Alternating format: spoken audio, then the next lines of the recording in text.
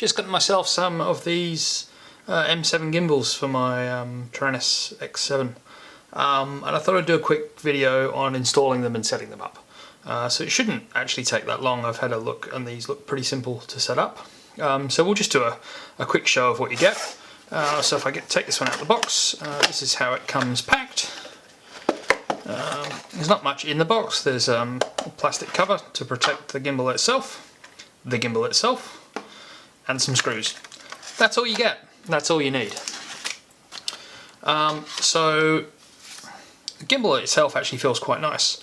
The big deal with these is they've got the Hall effect sensors, and the bearings on these are much nicer than the ones that come in the X7. So I'm hoping these will be a much nicer gimbal. They certainly feel smoother. They feel a lot stronger with the springs as well, which is interesting. But yeah, so I'll take the back of the X7 off, and I'll meet you back here to do the install. Alright, so this is the Taranis with its back off, and I'm going to be installing the throttle gimbal, and the reason for that is there's one extra step with the throttle, and I'll show that off. So I fly mode 2, which means the throttle's on this side, which means on the back it's going to be this gimbal here. So probably the first thing we should do is get the original gimbal out. So that's pretty simple. All you got to do is unscrew this screw here. You're going to need a Phillips head screwdriver for all of this.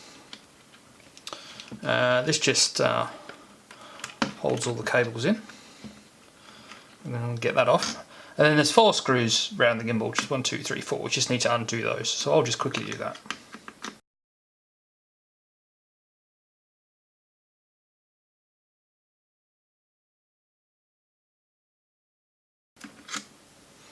Alright, so that's the 4 screws done.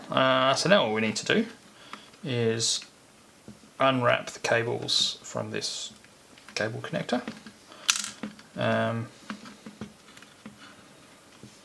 That's one.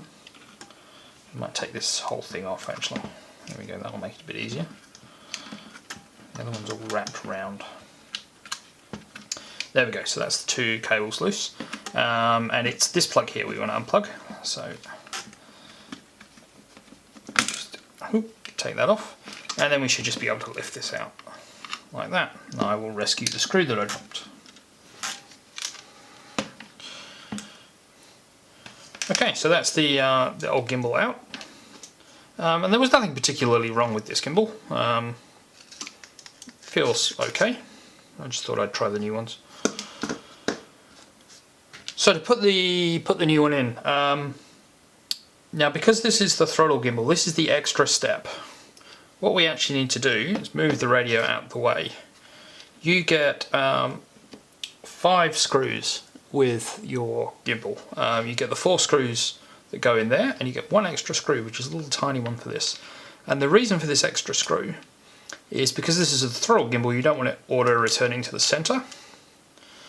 So you actually use this screw to prevent that. And how you do it is just on the side here. If you pull the throttle one way or the other, this will pop up, and you just put this screw in here. I'm just going to quickly stop the video here. When I went to put the case back on, I realized I've actually put this screw in the wrong way round. What you need to do is, instead of screwing down into the hole like I am here, you need to actually screw it through from the other end. So the head of the screw ends up on the inside of the gimbal and not hanging out over the edge. If it hangs out over the edge, you have a bit of problems getting the case back on. It did go on, but it was kind of forced, and after I realized what I was doing, I took it off, switched the screw around, and it works much better that way. So that was that. I'll get back to the video.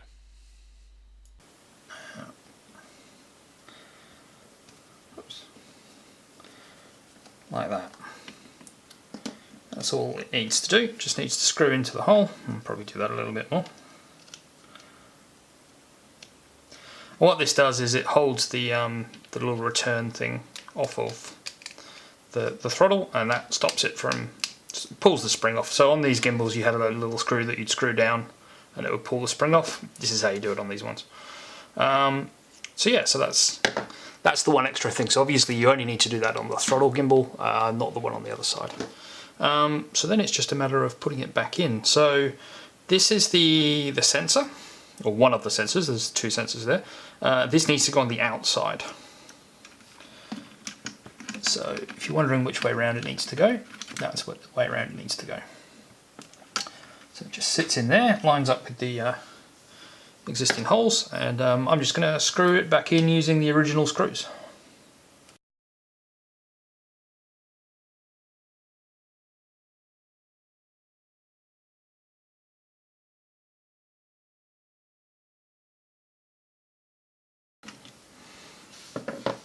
Okay, so that's it screwed back in, and now all we need to do is get this plugged back in here. So this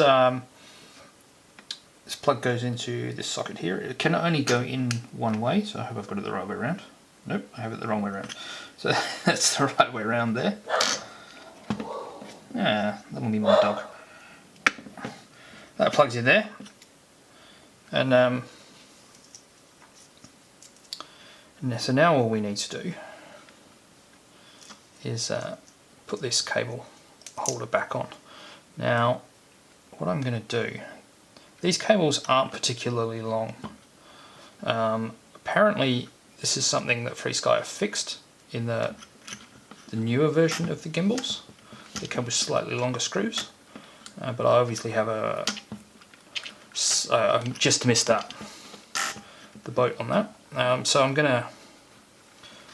going to do is use this cable tie to keep those off the gimbal there. Sorry you can't see this because my hands are in the way, but oh, screw fell out anyway.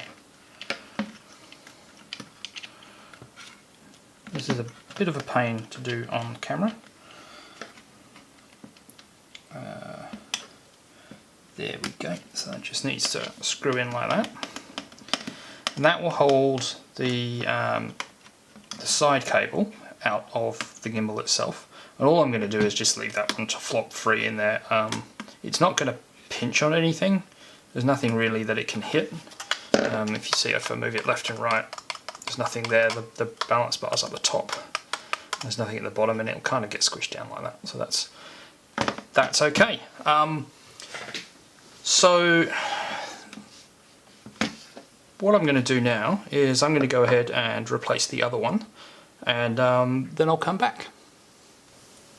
Okay, so I finished installing this second gimbal. I've done the same thing with this cable. I've just let it sit free over the top. Not particularly happy about that because in this case the little return bar thing is right there. I don't think it's going to get pinched because of how the back of the case works, but it would be nice if these were a bit longer so I could route it around the top like that. But whatever, you get what you get. Alright, so the first thing I'm going to do now that I've installed them is I'm actually going to test and calibrate them. So to do that, all I need to do is plug in a battery. I'm not going to put the back on just yet.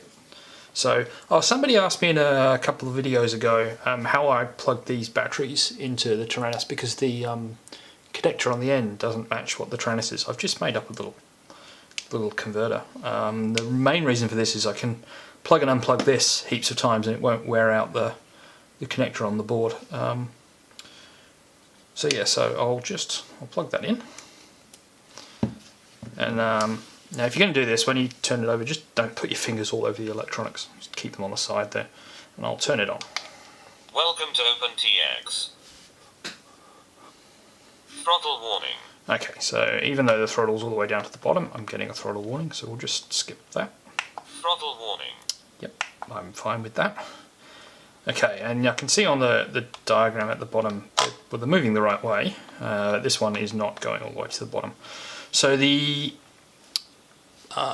basically what we should be doing now, well, if I hold it like this, it's easier to see, isn't it? Basically what we should be doing right now is calibrating them. So to do that, you just long hold the menu button, it takes you into the main menu.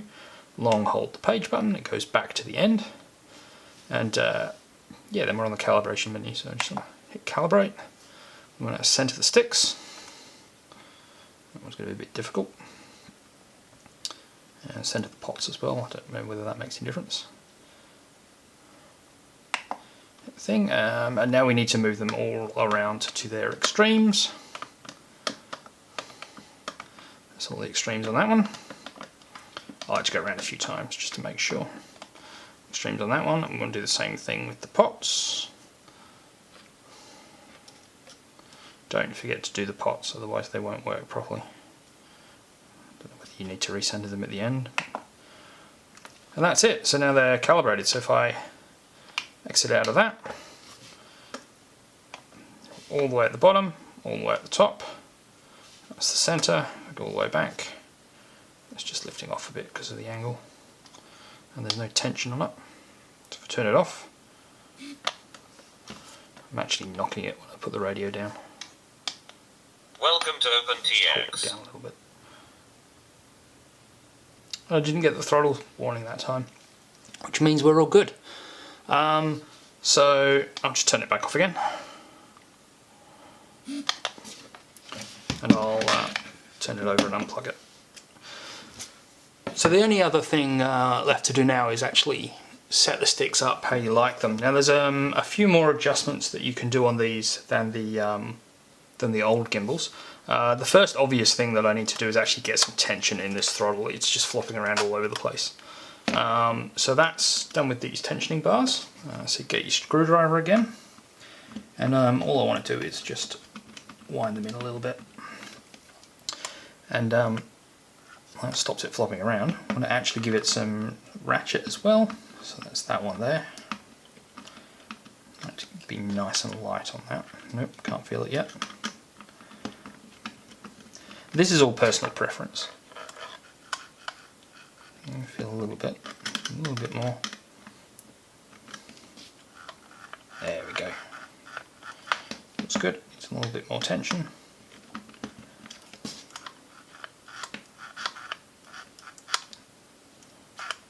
It's not about to fall down when it's at the top. Or yep, no, that's all good. Okay, so you've got that option for the throttle. You've got the little tension bar. Now for the actual springs, you can adjust, they're quite tight how they are, and you can adjust how springy they are, I guess. What you've got, if you've got a little screw hole here and a little screw hole here, and the same on the other one because it's the same gimbal obviously. And what this does is it's very difficult to see. I'll do it on this one. Don't know if you're going to be able to see it. This one here, it moves a screw here up and down, which tightens and loosens the spring off. It's very difficult to see even without the camera, but essentially that's how you adjust the spring tightness. So you can adjust that as you want. These are quite tight, so what I'm going to do is try and just loosen them off just a little bit.